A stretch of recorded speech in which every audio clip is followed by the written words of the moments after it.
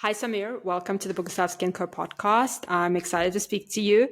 You are the head of Abu Dhabi Film Commission. But before we get into your role and the film industry, I was studying your bio and I came across something that was so interesting. You compete professionally in ice skating. I never get to meet people who do ice skating. How did you get into ice skating? Well, it's the whole concept of rollerblading and ice skating is just not something very usual, I would say, when I started. But I don't know, I think it's the adrenaline rush that comes from it. It's a high, right? Yes. I mean, I still do it a little bit now, but I think I've had enough injuries. That's So very, very cool. I Anyways, I slowed just down. really wanted to ask about that because that caught my eye. Yeah. Anyway, in terms of your career trajectory, how did you end up in such a prestigious role as head of Abu Dhabi Film Commission? All right. I think I'll probably take you back on the Please do. very beginnings of how I got myself into what I'm doing generally. I'm driven by the passion of filmmaking. And I think that comes from a very young age. I remember one day I was just walking in one of the markets in Abu Dhabi with my father. And I've seen one of those one-time film cameras, and my dad bought that for me. And I started taking few photos of the market. My dad was not happy because I wasted the whole film and just taking random photos of mannequins and shops from the outside.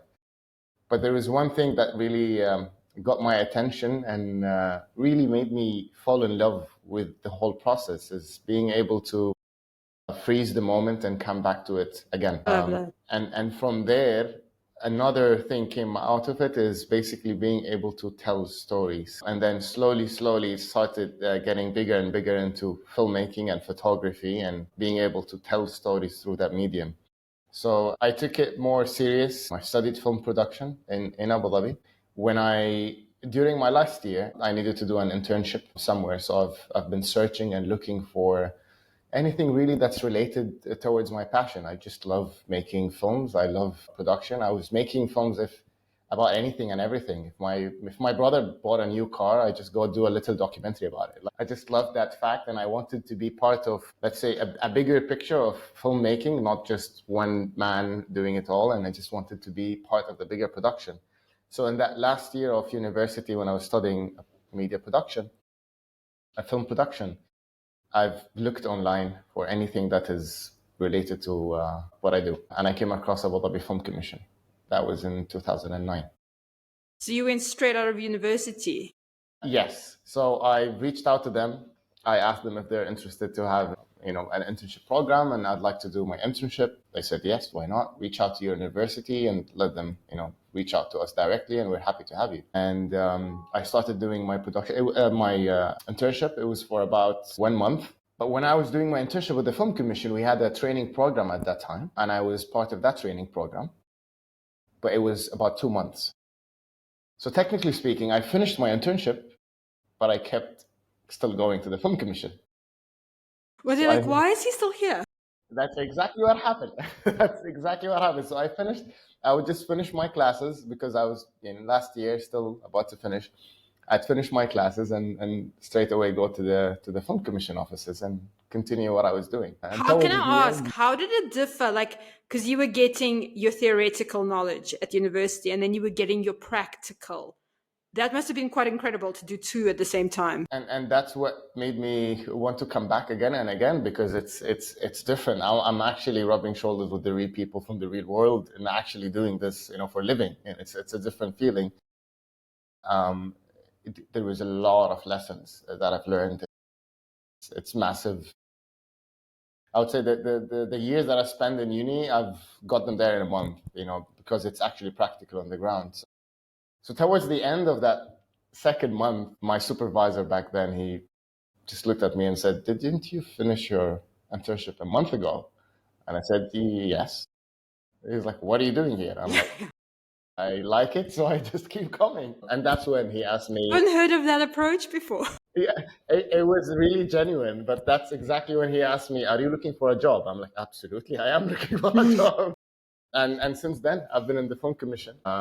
And I'm really happy that I was able to see the industry and the infrastructure grow. I was part of it as much as possible, actually contributing to making this happen. And I would say I'm one of the lucky ones because before that, if you really want to get that on-set knowledge and learn about production, the best way is to actually be on set and be in the spot and actually, roll up your sleeves and just go on the ground and start sweating and doing the You actual learn by job. doing. It's as simple as that. You learn anything. Yeah. Absolutely, that's the best way. So before that, we didn't have many productions happening. I mean, the first production I would say in that kind of magnitude was the Kingdom, but then there wasn't anything happening very much. The reason why I say that I'm lucky is instead of me having or needing to travel to the States or to other jurisdictions where it's more developed to learn, Abu Dhabi took another approach, bringing the productions to Abu Dhabi, where I had the chance to directly be involved and be on the ground and learn. And I mean, you've worked on such impressive international productions. Mission Impossible, Fast and the Furious, Dune. I mean, what was it like? Yes. Were you a bit starstruck at the moment? Was there any imposter syndrome or anything like, am I on this level? Or did you feel quite comfortable going in? I think this goes back to the same question at the beginning about roller skating and ice skating. There is some sort of an interesting adrenaline rush that happens. I get you. Yes. Yeah, it's a high. And when you are somewhere where you belong and where you're meant to be doing what you are doing, yeah. Yeah, and there's so much that happens. I mean, I remember a story from one of the first productions that I worked on as an assistant. It was Mission Impossible. I didn't have much to do. This was the very first one, Mission Impossible Ghost Protocol. I was back then. It was in Dubai, but I was part of it from the team. That was kind of the very first experience of a massive production at that size, and I'm like, this just looks like a festival. It's a massive. It's like global village. There's like so much happening. Did you meet Tom Cruise? Yes, I did. Yeah. I mean, not from very close, but I did see him for the first time, and it was an interesting feeling. But this is the interesting part, and this is why usually I used to do some talks in universities and telling them about our world and the production. You have to, I wouldn't say it's a struggle, but you have to be persistent. You have to be, really hungry and want that information and want to be part of this industry and follow your passion. So I remember I didn't have much at that time to do in terms of what are my tasks, but basically just making sure walkie-talkies are charged, making sure that the craft is being distributed, making sure that when we close the set, no one comes in. Very basic, very, very, very basic. That's how you learn and that's how you start off though. At that time, I wasn't very much happy. I think my expectations were different. And I was like, okay, this is interesting. At least I'm getting to see what's happening, but okay. And I was expecting to be doing more. I've spent 7 years of my life studying media production. I would expect to see more. But that's one of the biggest lessons I learned at the beginning of my career. So after that, you have to pay your dues. That's how it's always felt like. When you're a junior, you have to pay your dues. And it is what it is, right? Yeah. And so I remember after that, the film commissioner that joined the film commission at that time, he was one of the Hollywood producers as well. And he worked as the film commissioner back then in Abu Dhabi. And in the first day that we met, he's talking to me and he started asking a few questions. And I started talking with terms that I heard on set. And he started asking me, how do you know all this information? And it's almost like a flashback of me thinking, okay, I'm on set, I'm not doing anything interesting. But the one important part that happened that I didn't realize at that time, that I was in the room, I had the walkie-talkies. I can hear what the director is saying, what the assistant director is saying, how they're moving from one place to another, how are they planning. All this information I was learning on set.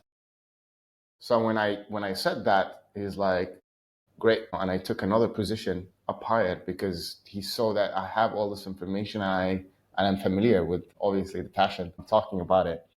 So from there, I started learning that every set you attend, there's always something new that you learn, always something new that you will get out of it. But the one fascinating thing is that you have 300 to 400 people on set, and they're all working towards one vision and one mission together. And this is another thing that's really fascinates me. You'll see them all like ants everywhere. There's so many people working on it for that one scene that could be, I don't know, 5-6 seconds on screen. But then it's the effort that's behind it that really means a lot to me, to be honest. It's incredible. In terms of, can I ask, local regional GCC projects, do you believe, how do they differ from, I don't know if you've had experience, well, the international ones which you've had experience, how do they differ from that? And do you believe, what are some of the areas, challenges? I think generally speaking, you would see a lot of the projects that come from this part of the world, I would say, or maybe GCC, in terms of content, they're more cultural, more talking about our stories from the region. It's towards that kind of direction creatively. Whereas the project that we see from Hollywood is, or like internationally from the West, they're more driven, or let's say more towards the entertainment. That's such a good Entertainment side. point. Yes. It's, I mean, like, Star Wars, Dune, and all of that. But from our side, obviously, we're rapidly and very fastly growing. This whole region is really growing very fast and getting enhanced by the day.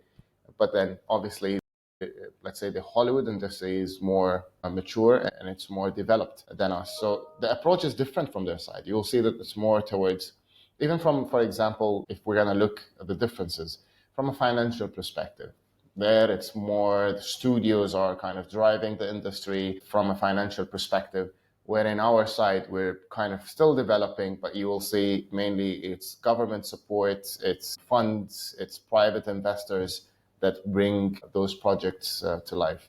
Does that, so that made me think, if it is government funds and that, do they have more creative freedom, I would think, than they would if they are supported by studios like in a Western production? Yeah, no, absolutely. To be honest, I mean, maybe, I don't know, you might have less freedom if you are dealing with studios even. That's what I'm saying. You would have just seeing certain things come out of the US with studios, and I would think here the government is going to support you, and then you actually can go and run with it. Yeah, it's obviously, it all comes back to the mandate and the reason why you're doing it. For example, if the support you're getting from the government, then what's the reason and what's the mandate? Let's think about it as an example. As Abu Dhabi Film Commission, we offer the rebates as a support, financial support for productions filming in Abu Dhabi. And exactly how much is that? Do you want to talk us through that? Yes, so basically for since 2013 till end of last year, we've had 30% cash rebate for spend in Abu Dhabi. So basically, which means that productions coming to Abu Dhabi, whatever they spend in Abu Dhabi, at the end of the shoot, they get 30% back as a cash rebate. It's been greatly successful. We've had somewhat around 170 major productions filming in Abu Dhabi. And the rebate as a financial support is one of the key reasons why international productions choose a jurisdiction where they're going to go. It's considered to be one of the very key reasons. So over the years, we've been thinking about and listening feedback from the producers. What can we do? How can we make it better? How can we enhance it? We've been studying, benchmarking with other jurisdictions and countries. End of last year, we've decided to enhance it. And now the program is live since beginning of January this year. And it became from 35% all the way to 50%. That's a lot. All the way till 50%. So it's base is 35, but then in order to reach to the 50, there is a sliding scale of criteria to collect points so that you can access more percentage and get all the way till 50. And this is exactly what I was just saying now, that it all depends on the mandate and why the government or the entity is doing that. There has to be a win-win situation. One, obviously, is for the productions, what they're getting, but also for us as Abu Dhabi government, we need to be getting something out of that. And that is basically the economical impact. For every dirham that we spend from the rebate, we get back up to 3 dirhams into the GDP, into the economy. And this is because of all the hotels that they spend. I mean, those specifically productions, they do a lot of expenses and they spend a lot of money from hotels, from transportation, from catering, from their visas, from all the bookings that they do in here, the job opportunities that gets created for all the freelancers, for production company, hiring the equipment, the location fees. So you see there is a lot of, I would call it inward investment, a lot of investments that happens in Abu Dhabi. And this is what the government is looking for. And then the second thing is, like myself, how I was able to reach my goals in the film industry generally is by being part of this industry, by actually working in the industry. So now that we're bringing the productions in here, more opportunities for talent development to happen. More young filmmakers are, having their hands right on and actually working on productions and getting better at what they're doing and learning more. And then we see naturally freelancers coming for certain projects, let's say Fast and Furious, Dune, or whatever it is. They fall in love with Abu Dhabi and they stay in Abu Dhabi. Right. So that's also another way of developing and growing the industry. And that is the mandate. And that's why we do this support to kind of get this ecosystem working. And the government generally really sees the benefit of it and how important it is as part of the Abu Dhabi vision and the economical diversification. The media, the film and TV industry is a major player as well, because what's in the pipeline for the Abu Dhabi Film Commission in the next 5 years? Can you share anything?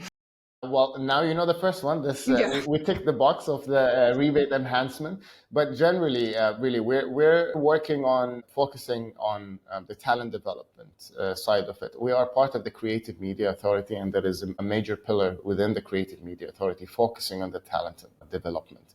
And this is why, for example, for us, as part of the guidelines for the rebate, to be able to access the rebate as a production or a filmmaker, to be able to access the rebate, they have to hire interns to train as part of their production when they're here. This is because we want to push the young filmmakers to be basically growing the industry and having a more experienced crew coming in and also coming up. So definitely trying to focus on closing all these gaps. A lot of the times, for example, when we have productions filming in Abu Dhabi, let's say a very renowned or very famous director of photography coming to film one of the projects, we work with them to do a workshop, for example, in Abu Dhabi, or a training session for filmmakers. So that's also something that we're focusing on, and we want to see more of that. We want to see more film productions filming in Abu Dhabi. We've opened up with the new rebate, we've opened up for more formats or genres that can film in Abu Dhabi. For example, now we have not just feature films and TV dramas, but also we have music video clips as well. We have short films as well, animation, and more formats, because we want to see more productions happening in Abu Dhabi. So we're looking forward to increase the amount of productions happening in Abu Dhabi. With the criteria that we have, we're looking to have more filming days for productions filming in Abu Dhabi. Any plans for Abu Dhabi International Film Festival? Anything like that? The festival, I mean, because Red Sea are the people who are dominating right now with the International Film Festival, yeah. I mean, we'd love to see the festival to be in Abu Dhabi and back in Abu Dhabi. We are obviously focusing, and our mandate is very different from the film festivals. Film festivals towards kind of bringing that culture, the culture of filmmakers, a platform for young filmmakers to be putting on their work and excite them to be part of the film industry and the film culture. All I can say is I'm hoping that we will be able to see maybe one day a film festival back in Abu Dhabi. That's good to hear. Final question. Favorite celebrity you've ever met and why? That's a hard one. Okay.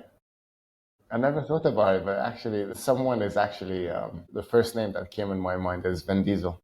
Wow.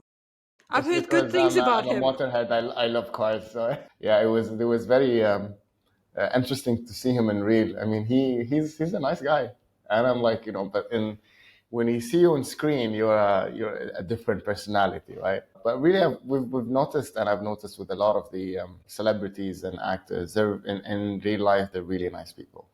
But and the more famous, the nicer. Well, been my experience, very actually. Interestingly enough, you're very right with that. Yeah. And if you have a certain, how I say this, feel like how I felt, for example, about Vin Diesel, about him being that kind of personality. This only means that they're just such a good actor. They're so good at what they're doing that you're convinced with their personality, but then when you meet them in life, they're just super nice people, and they're just very welcoming, and they enjoy their time here in Abu Dhabi. Okay. Sameer, thank you so much. This has been a fantastic discussion. Really enjoyed it. Thank you very much. Thank you very much for having me. Thank you.